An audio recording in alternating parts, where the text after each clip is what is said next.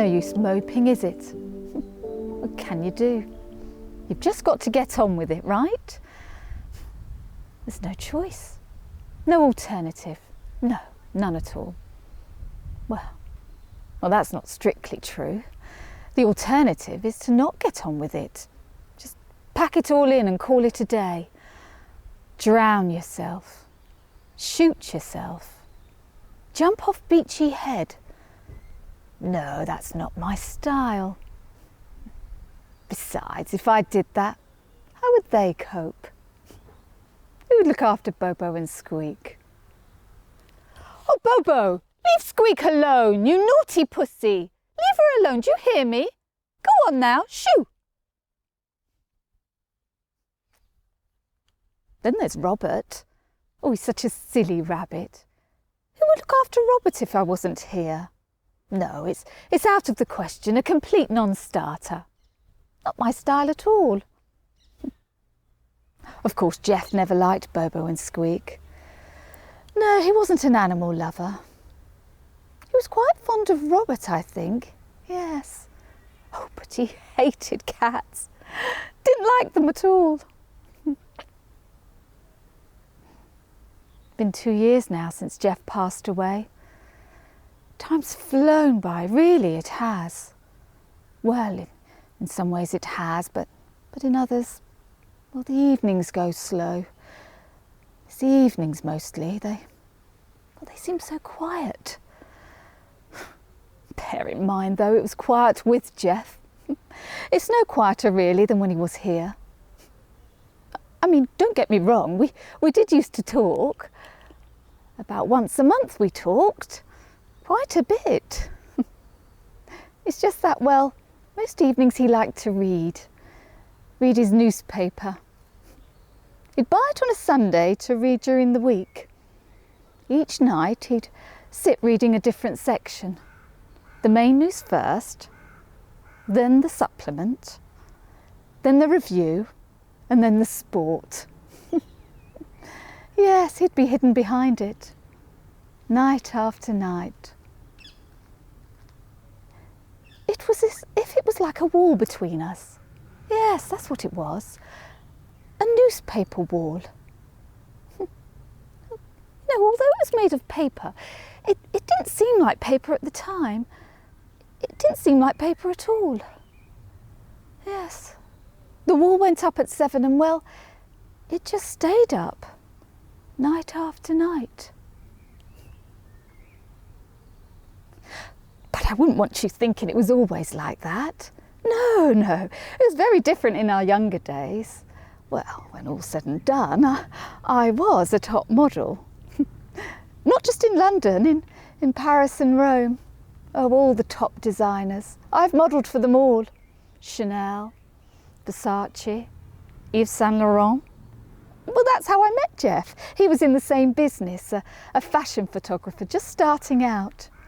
His photographs of me helped make his career. His photographs of me helped make his name.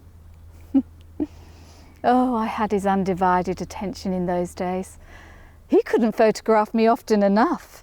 His favourite model, he told me, his own little princess, his belle of the ball. Yes, I was very much centre stage in those days. It was very different then.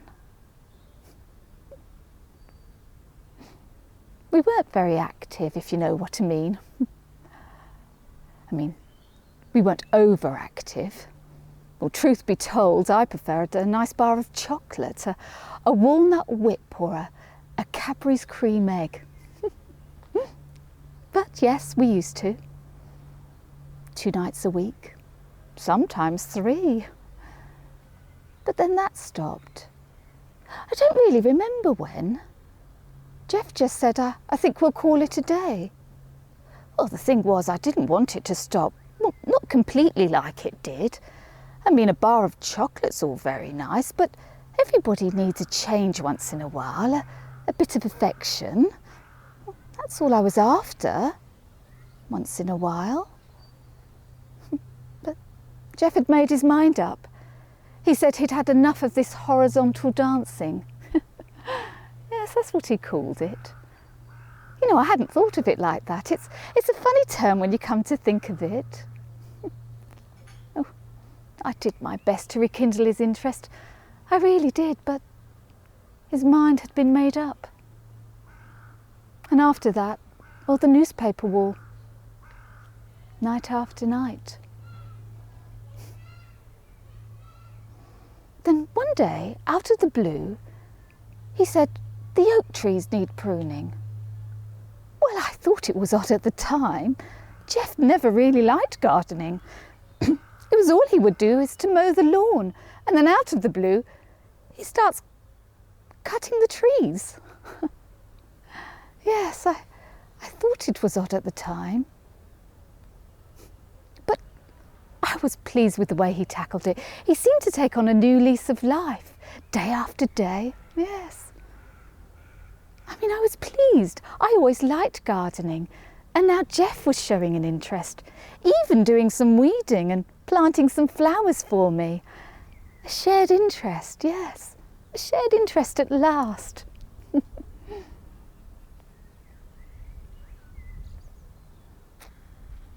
The day that it happened, he'd been out on the ladder, pruning the last tree by the back wall. I called out, "Dinner's ready." No response. So I shouted, called out again, "Dinner's ready." Still no response. He was high up in the tree. I mean, that's why he couldn't hear me. They said he must have lost his footing, fell 20 feet and smashed his head on a rock. They thought he must have died almost straight away. They seemed certain of that.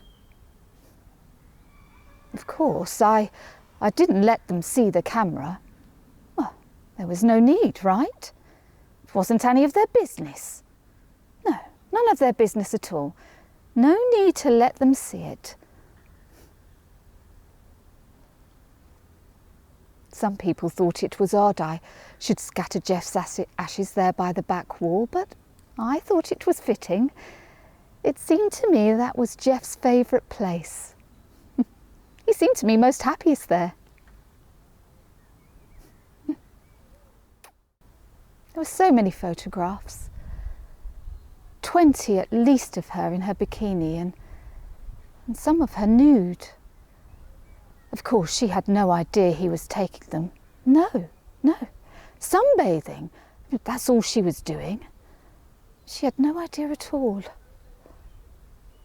Oh, now, Bobo! Leave Jeff alone, do you hear me? How would you like it if someone piddled on you? Anyone would think I encouraged you to do it. Now, Squeak, come away, shoo!